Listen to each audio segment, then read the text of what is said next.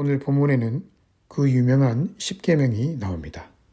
본격적인 십계명의 내용을 살펴보기 전에 일단 이 십계명이 누구에게 주신 계명인지를 알 필요가 있습니다.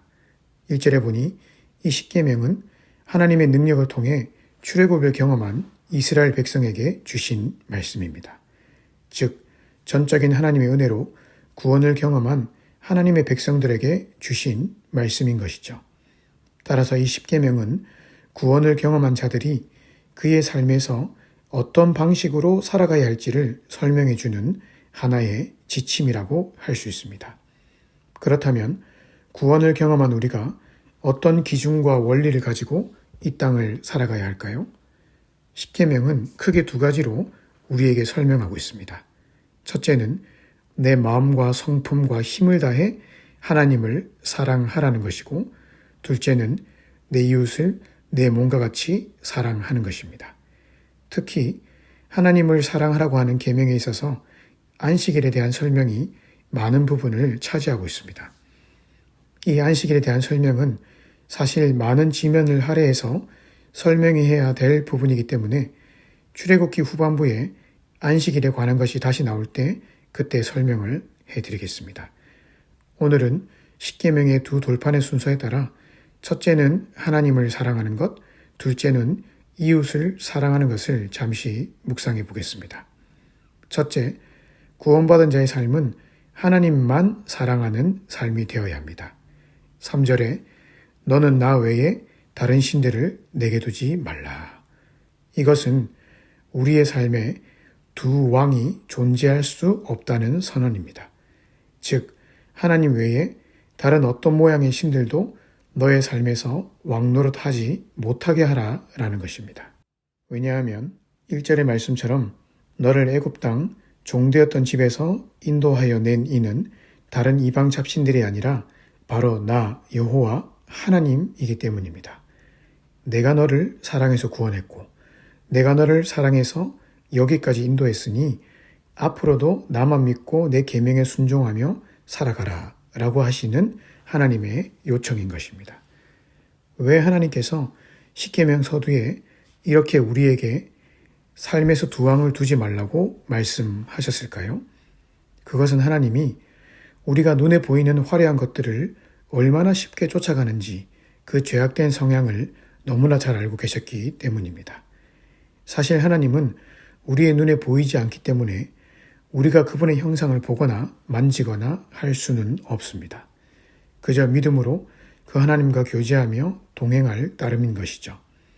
이것이 우리의 인생이 순탄하고 형통하고 잘 풀릴 때는 별 문제가 없습니다. 그때는 눈에 보이지 않지만 그래도 살아계신 하나님이 우리를 순탄하게 인도하고 계신다는 사실이 쉽게 믿어지기 때문입니다. 하지만 인생의 고난이 불어닥쳤을 때는 이야기가 좀 달라집니다. 당장 먹고 살 것이 없어지고 내 몸에 질병이 생기고 내 삶의 미래가 불투명해질 때는 눈에 보이지 않는 하나님을 의지한다는 것이 하나의 큰 모험과 같이 느껴질 때가 있습니다.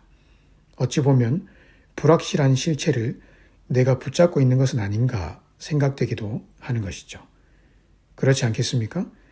지금 당장 인생의 위기가 찾아왔는데 눈에 보이지도 않는 하나님을 그저 말씀에 기초해서 그저 믿음으로 붙들고 있다는 그 사실이 때로는 비현실적으로 보이고 불안하게 느껴지는 것입니다. 그래서 그때 우리가 쉽게 빠지는 유혹이 바로 하나님 대신에 눈에 보이는 것들을 더 신뢰하고 붙드는 것입니다. 눈에 보이지 않는 하나님보다 당장 내 눈에 보이고 내 손에 쥐어져 있는 돈이 훨씬 더 믿음직스럽게 느껴질 때가 있습니다. 내 미래와 앞날을 계획할 때 하나님의 인도와 도우심을 위해 기도하기보다는 당장의 눈에 보이는 사람을 찾아가서 내 살 길을 찾는 것이 더 현실적으로 보일 때가 있는 것이죠. 그래서 구약의 이스라엘 백성들이 그렇게 우상 숭배에 쉽게 빠졌던 것입니다. 하나님은 눈에 보이지 않으니 당장 나를 도와줄 수 있을지 없을지 불확실하니 확실히 눈에 보이는 바알과 아세라를 섬겼던 것이죠. 좀 더 정확히 말하면 하나님도 섬겼고 바알과 아세라도 섬겼습니다. 눈에 보이지 않는 하나님도 나를 도와줄 수 있을 것이라고 하는 그 가능성을 열어둔 채 눈에 보이는 우상들도 나를 도와줄 수 있다고 생각하며 혼합주의에 빠져 있었던 것입니다. 그래서 하나님이 십계명 서두에 그들에게 강력하게 선언하신 것입니다. 너를 도와줄 수 있는 신은 나밖에 없다라고 말이죠.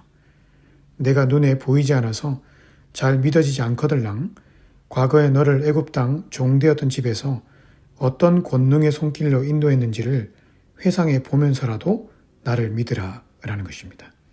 그러면 내가 앞으로 너를 어떻게 인도할지 답이 나오지 않느냐라고 말이죠. 그러니 어떤 상황과 환경 앞에서도 눈에 보이는 것을 따라가지 말고 보이지 않지만 여전히 함께 하시는 하나님만 믿고 신뢰하며 살아가라고 촉구하신 것입니다. 우리가 이 땅에서 구원받은 자답게 산다는 것은 바로 우리를 구원하신 그 하나님을 어떤 상황과 환경 속에서도 믿고 신뢰하며 살아가는 것입니다. 그것이 바로 우리를 죽기까지 사랑하신 하나님을 향한 내 사랑을 표현하는 것이죠.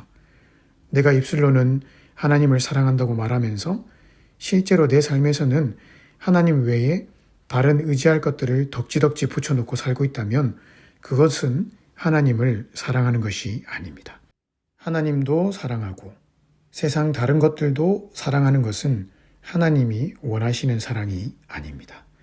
하나님은 하나님만 사랑하기를 원하십니다. 하나님만이 나의 도움이 되시고 하나님만이 나의 보호자가 되심을 믿고 우리가 그렇게 살아가기를 원하십니다. 그것이 바로 크고 첫째 되는 계명인 것이죠. 둘째도 그와 같으니 그것은 바로 이웃을 내 몸과 같이 사랑하는 것입니다. 예수님께서 둘째도 그와 같다라고 말씀하신 것은 바로 이웃 사랑의 계명이 하나님 사랑의 계명만큼이나 중요하다고 말씀하신 것입니다. 십계명에서도 한쪽 돌판에는 하나님 사랑, 다른 한쪽 돌판에는 이웃 사랑의 계명을 적어주신 이유가 바로 그 두 가지가 함께 양립되어야 진정한 하나님 나라 백성의 삶이 될 수 있다는 것을 보여주기 위함입니다. 무엇이 이웃 사랑입니까? 그것은 한마디로 우리에게 값없이 베풀어 주신 하나님의 은혜와 사랑을 이웃에게 그대로 흘려보내는 것입니다. 특히 부모님을 향한 공경은 이웃사랑 계명 중에 가장 으뜸인 것이죠.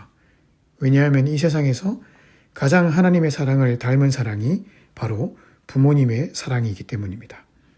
우리에게 조건 없이 마치 하나님의 사랑을 닮은 듯한 사랑을 보여주신 부모님을 저버리고 공경하지 않는 것은 이웃 사랑에 있어서 가장 근본을 저버리는 행위가 되는 것입니다. 혹 부모가 부모의 노릇을 못했다 할지라도 하나님이 우리에게 베푸신 사랑으로 그 부모를 공경하는 것이 곧 하나님 나라 백성의 첫 번째 덕목입니다. 그 다음에 나오는 살인하지 말라, 간음하지 말라, 도둑질하지 말라, 거짓말하지 말라, 이웃의 것을 탐내지 말라 하는 계명은 단지 행위의 사랑만을 말하고 있지 않습니다. 물론 구약에서는 행위만을 강조했지만 신약에서 예수님은 이 행위 이전에 우리의 마음에서부터 살인, 간음, 도둑질, 거짓말, 탐심을 가지지 말라고 하셨습니다. 왜냐하면 마음에서 품은 것이 결국 행위로 나타나기 때문입니다. 우리가 품어야 할 마음은 이웃을 향해 선하고 자비로운 마음이 되어야 합니다. 하지만 그것이 어디 쉬운 일입니까? 나에게 해를 가하는 자를 향해 선한 마음을 품는다는 것은 결코 쉽지 않습니다. 그래서 십계명을 시작하면서 1절에 먼저 하나님이 은혜와 자비를 선포하신 것입니다.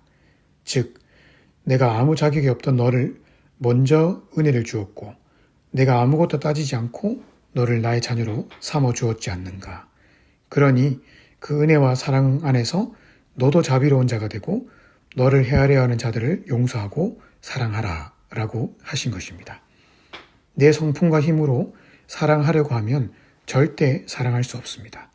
내 성질은 나를 해하려고 하는 자를 그대로 들이받아야 직성이 풀리는 것이지만 그러나 내가 하나님으로부터 한없는 자비를 입은 사람이라는 사실을 묵상하면서 내 마음을 온유하게 다스려 나가는 것이 바로 하나님 나라 백성의 삶인 것이죠. 그래서 자주 십자가를 묵상해야 합니다. 십자가를 묵상하면 묵상할수록 나 같은 죄인도 용서하신 하나님의 은혜 앞에서 내 마음이 녹아지게 되고 그 안에서 원수까지 사랑할 수 있는 힘이 나오기 때문입니다.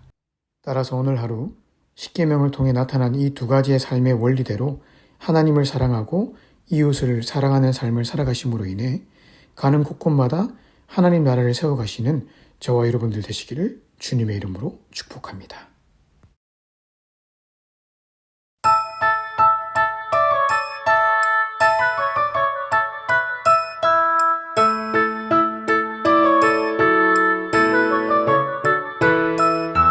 산 위에서 세상 모르고 배만 만드는 노아, 당신 참 바보 같군요.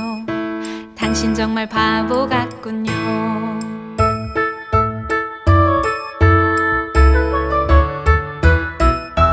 왜 맑은 날 배를 만드나요? 왜 하필 높은 산 위에? 당신 참 바보 같군요.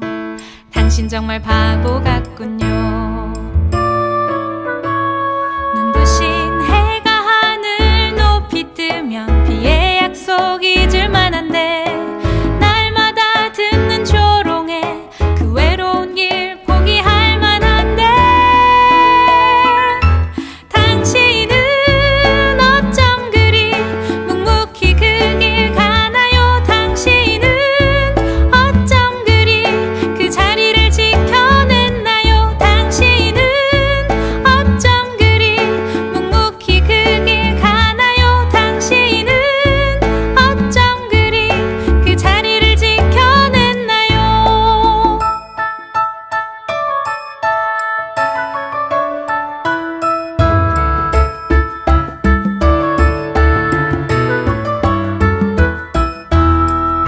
눈부신 해가 하늘 높이 뜨면 비의 약속 잊을 만한데, 날마다 듣는 조롱에 그 외로운 길 포기할 만한데,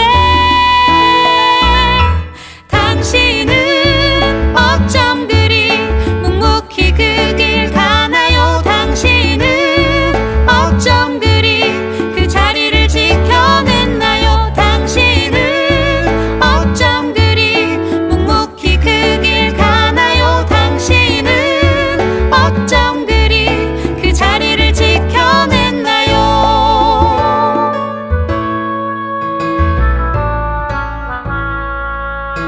당신 참 바보 같군요.